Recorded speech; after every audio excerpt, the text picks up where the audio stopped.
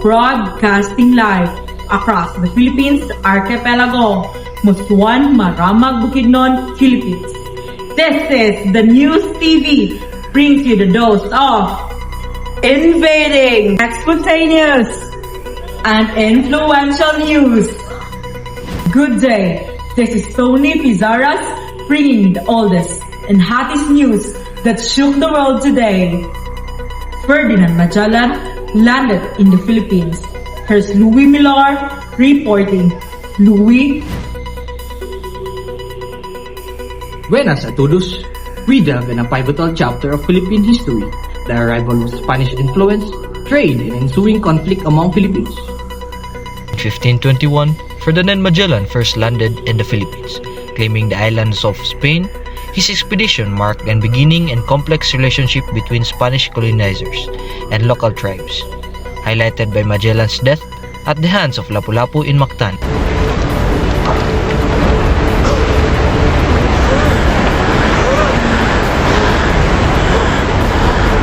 Kaya ninyo ni!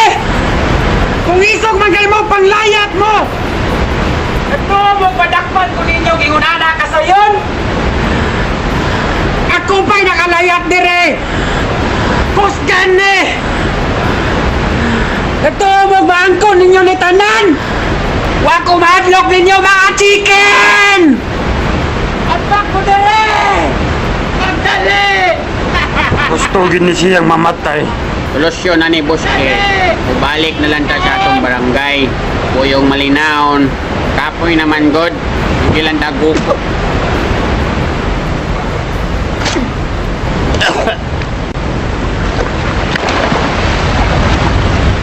In 1565, Miguel Lopez de Legazpi established a permanent settlement, notably in Cebu and later Manila, which became the colonial capital. This era saw the introduction of economy system, grasping local economies and exciting resistance among Filipinos. As trade flourished, particularly with China, tension escalated. Local leaders often aligned with Spaniards against common foes, leading to significant uprising like the Gohoy Rebellion. The struggles for power and identity continues to resonate in modern Filipino culture. Stay tuned as we explore how this historical event shaped today's Philippines. Estos es Vince Millar reporting. Spanish colonization on the Philippines sparked resistance among local leaders. Here's Vincent Tabong for the report. Vincent. Hey, Tony? In the heart of the Philippines, the age of revolutions ignited a fierce struggle for freedom against over 3 centuries of Spanish oppression. Beginning in 1896, the Katipunan, led by Andres Bonifacio, led Filipinos to rise against colonial rule, fueled by desire for independence and justice. The revolution saw pivotal moments, including proclamation of the Philippine Republic by Emilio Aguinaldo in 1898. This is Vincent Arnel Nabong reporting. Thank you, Saibal. The dark Japanese occupation on the Philippines. Here's Vicky Shane Paraiso for the news. Vicky. Thank you, Tony. Minasan, konnichiwa. Today, we delve into a dark chapter of history, the Japanese occupation of the Philippines from 1941 to 1945 during World War II. On December 8, 1941, just hours after Pearl Harbor, Japanese forces invaded the Philippines. The American and Filipino troops under General Douglas MacArthur forced overwhelming odds, leading to the infamous Bataan Death March, where thousands perished. The Japanese established a puppet government, promising independence while committing atrocities against civilians, including forced labor and sexual slavery. Despite these horrors, a resilient guerrilla emerged, fighting back against the occupiers. This is Vicky Paraiso reporting. Thank you, Vicky. Philippine-American War marked a significant period in the Philippines. Here's Rochelle Machobar for the news. Rochelle. Thank you, Tony. Today we delve into a pivotal chapter of the history, the American colonization of the Philippines. In 1898, following the Spanish-American War, the Philippines transitioned from Spanish to American rule under the Treaty of Paris, with Spain selling the archipelago for $20 million. This marked the beginning of a turbulent relationship as Filipino nationalists, led by Emilio Aguinaldo, sought independence rather than another colonial regime.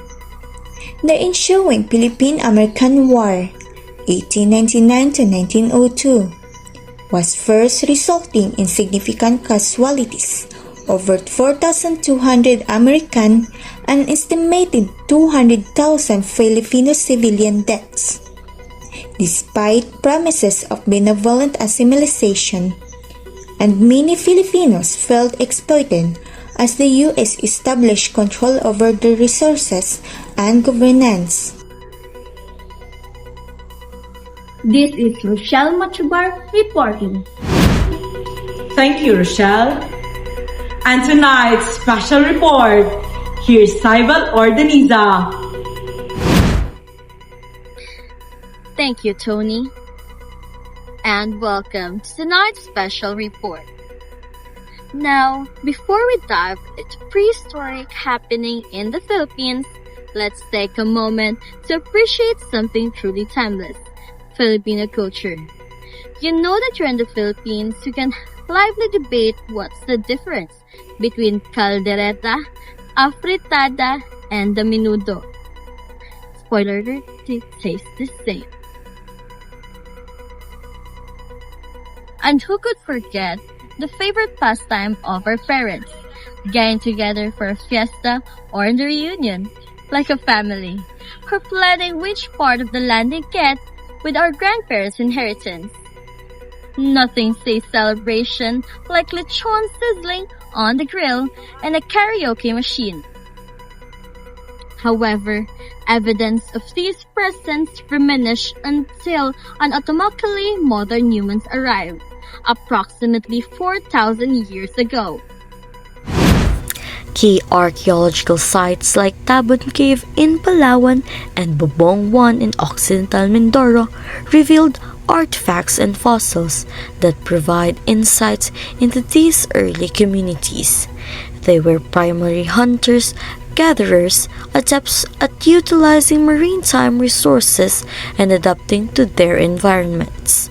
The arrival of Austro-Asian around 4,000 years ago marked another significant shift.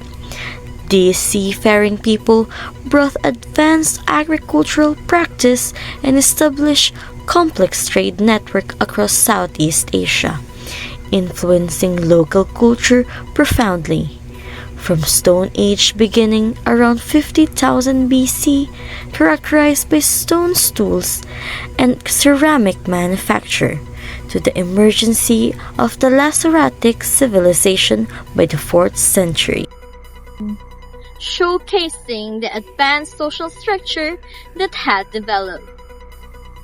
Stay tuned for more insight to our rich history. And remember, whether it's ancient artifacts or modern-day delicacies, there's always something to celebrate in Filipino culture. This is Saibal Ordeniza, reporting the news for tonight's special report. Back to you, Tony. And that concludes for today's news. This is Tony Pizarras, always brings you innovating, spontaneous, and influential news.